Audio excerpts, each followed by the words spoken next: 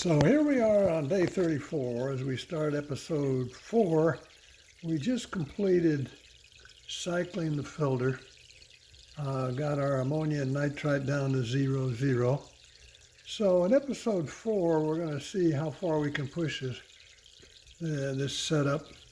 We're going to start off today by adding 8 pellets, which is, and then we'll continually increase that until we start seeing probably nitrite will rear its ugly head first, but whatever.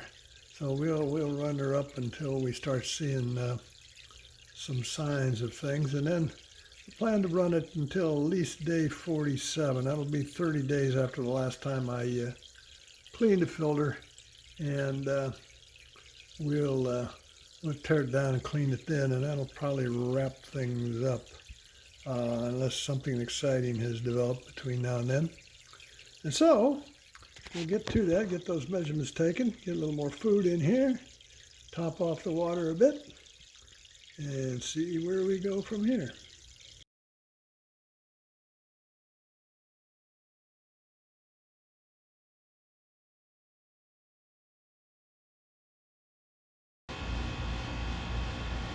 So we reduced the food to 10 pellets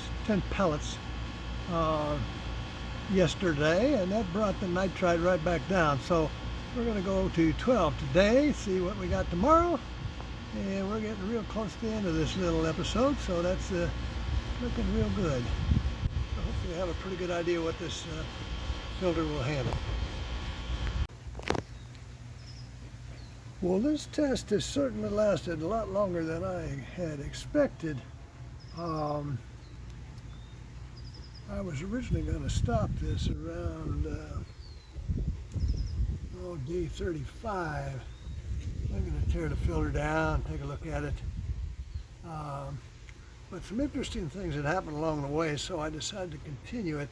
You may recall we actually started off feeding 5 grams in the very beginning, and had some pretty horrific readings for the longest time, and then finally started feeding 1/2 gram on day 11, and that continued for quite a while, and then we got it down to 0, 0 on day 23. So I was pretty happy with that, except it jumped right back up the next day. So much for that. And went a few more days, and then it started coming down gradually like I would have expected. And finally on day 32, we were back to 0, 0. And on day 33, I checked the nitrate and it was up to 80. So all that seemed pretty reasonable. I was scheduled to stop the whole shebang and wrap it all up in a couple of days after that. But I decided I wanted to see how far I could push that filter. So I gradually began increasing the feed about 0.07 grams a day each day for quite a while, and it stayed at 0, 0, and then finally got up to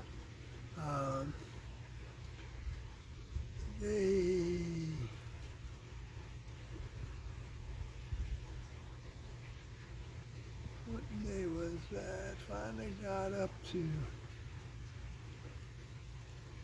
day 54, and I was still at 0, 0, and I decided to start increasing it by 0.14 a day, see if I could make some progress.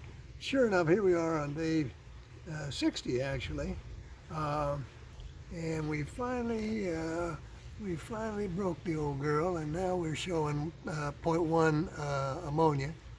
Nitrite's still at 0, but really encouraging result. As you can see, the nitrate there, I'm going to call that at 30 parts per million. It's certainly not red, so it's not 40, and it's a little darker than the 20. So I'm going to call that 30 parts per million.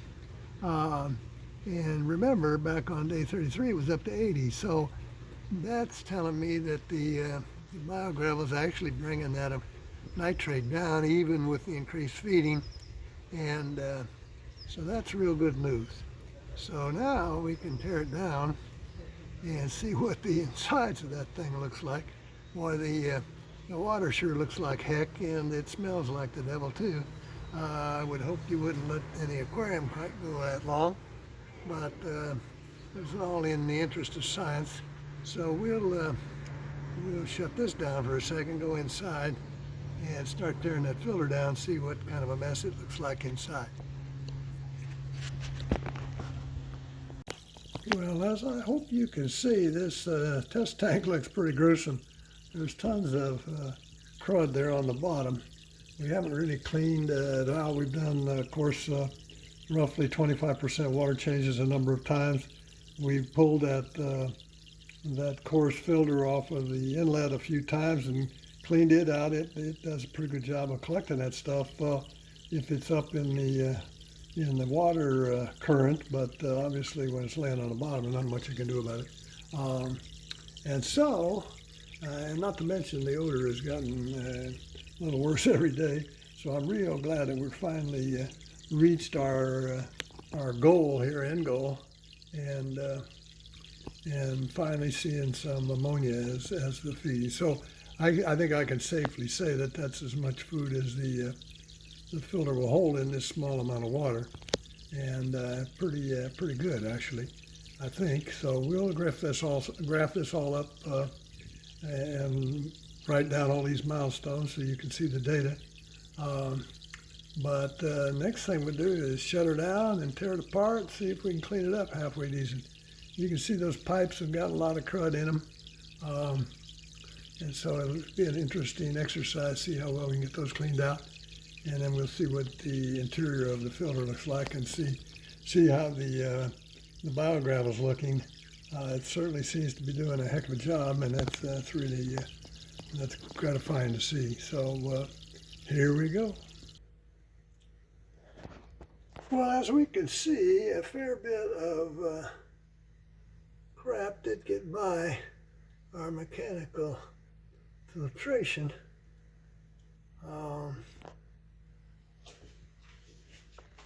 And up here around the pump,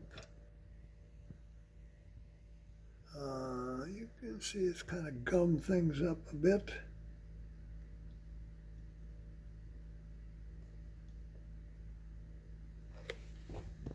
An interesting thing I observed was the gumming here in the spray bar. So while the water was flowing out of there pretty good, it was definitely clogging things up. But then again, I don't imagine too many of you are going to be using crushed koi food to feed your fish. So hopefully, whatever you do feed doesn't cause quite as big a mess. Alrighty, so we'll go ahead now and pull those trays out and see further down what it looks like. And there it is. There's a fair bit of that brown stuff around here and there, but it's going to be interesting to see how hard that is to rinse off. Hopefully not too bad, but that'll be our next trick. So there's the top off. It's interesting that that debris, the food debris, has that funny little pattern. And I thought at first those might be some sort of organism, but I don't believe so. I don't see the slightest bit of movement. And so I think it's just the way it lays out, but it's really funny that it lays in that stick-like form. And so we'll see how tough that is to get off that media bag here in a second. And there's our foam exposed. And you can see that same form holds true here as well. So that's interesting. I can't imagine exactly what causes that. There must be some explanation, but it's beyond me. So we'll just go ahead and see if we can clean it up. And there is the empty canister. As you can see, that water has a pretty nasty cast to it. But I don't know that the water is really that color, but it certainly takes it up from the color of the food. And there's the debris in the bottom. A fair bit, but there's plenty of room down there for more to collect if you wanted to. Not that I would highly recommend that, but not too bad, all things considered, considering the amount of crud that was in that tank. And it would be interesting if I had a real aquarium and had real fish to see if the tank in that period of time would have gotten that bad a shape. But this is what we've got, and hopefully it gives you an idea of how well this little filter works out. And so here we are, probably 15 minutes later, or maybe 20. And we pretty well got everything cleaned up. It wasn't too bad. I certainly wouldn't recommend using crushed koi food for a fishless cycle. That stuff is really some gummy stuff. But I got those pipes all cleaned out pretty nice. Fortunately, I had a brush that was just about the right size. Well, actually, it was perfectly the right size. Go down the center of each of those. So we got those all cleaned up real nice. And all this other stuff, just with a sponge, a little water, a little bit of soap, cleaned up pretty good. And you can see the inside of the canister, there's some permanent staining there, but I don't think that's going to hurt anything.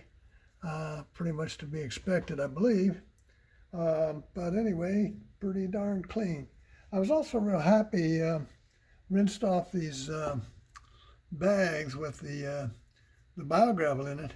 And it looks to me like they did a real good job. I mean, there was a fair bit of that gummy stuff all over the bags, but it came off pretty easily. And it looks like it did a real good job of keeping any of that from getting into the biogravel. So that, I think, is good news. So we will discard this stuff simply because it's been in this tank. And golly knows what all's in it now besides the beneficial bacteria.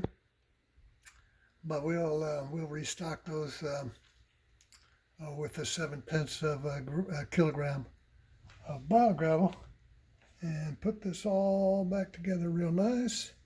Box her up, and hopefully somebody out there will get them a real slick little canister slash hang on the back filter.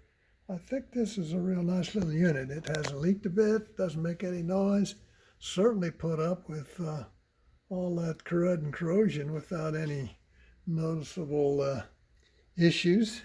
And with the 7/10 of a kilogram of the biogravel, did a pretty good job, I believe. It'll be interesting to see what the graphs look like and so forth, and figure out how much food I was ultimately able to get in there. And maybe if I can find some references, compare that to with what people think you ought to be feeding in a small tank.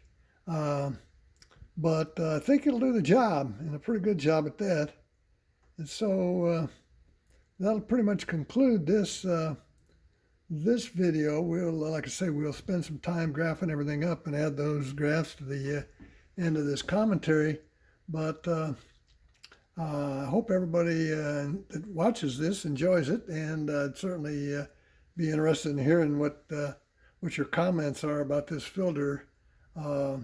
Whether you think it looks like a winner or not, and then I'm hoping at least one person out there will think it's a winner, and we'll have it on its way.